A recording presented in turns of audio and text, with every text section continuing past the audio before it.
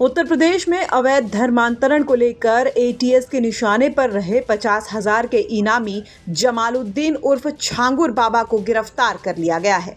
UP ATS ने जमालुद्दीन उर्फ छांगुर बाबा के साथ दर्ज एफआईआर में दूसरी आरोपी नीतू रोहरा उर्फ नसरीन को भी अरेस्ट कर लिया है।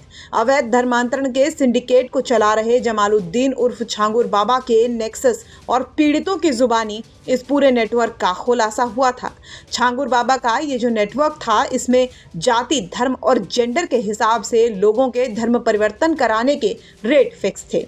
छांगुर बाबा 8 महीने से अंडरग्राउंड रह रहा था।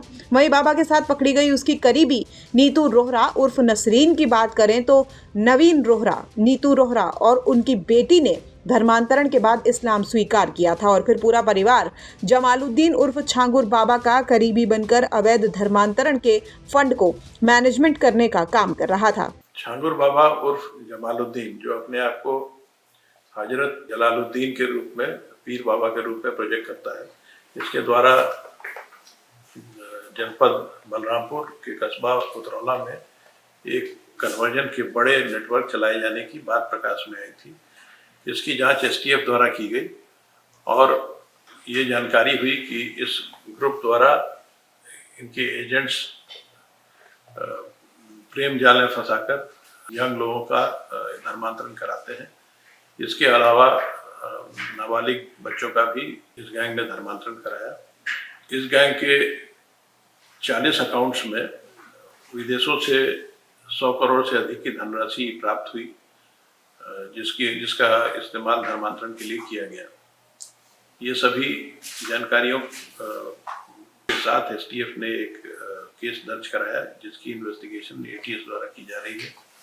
एटीएस ने आज इसके मुख्य अभियुक्त छांगुर बाबा को गिरफ्तार कर लिया है और साथ ही 3 अन्य अभियुक्त भी गिरफ्तार हुए हैं। इसके आगे की इन्वेस्टिगेशन जारी है और भी अभियुक्तों के गिरफ्तार होने की संभावना है। यूपी एसटीएफ की तरफ से गोमती नगर थाने में दर्ज कराई गई एफआईआर में भी नवीन रोहरा उर्फ जमालुद्दीन के साथ नीतू भी नामजद थी। वहीं अब इन दोनों को लखनऊ से गिरफ्तार करके जेल भेजा जा चुका है। दरअसल बलरामपुर में अवैध धर्मांतरण के नेटवर्क का बड़ा खुलासा हुआ, जिसमें छांगुर बाबा का नाम सामने आया।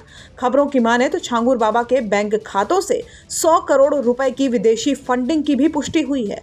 बताया जा रहा है कि पाकिस्तान समेत खाड़ी देशों से छांगुर बाबा को फंडिंग की जा रही थी। बाबा के पास से अवैध लिटरेचर भी बरामद हुआ है, जिससे इस बात की पुष्टि होती है कि वो इस्लामिक राष्ट्र बनाने के उद्देश्य से काम कर रहा था। छांगुर बाबा लोगों को डराकर, धमकाकर और पैसों का लालच देकर धर्मांतरण कराता था।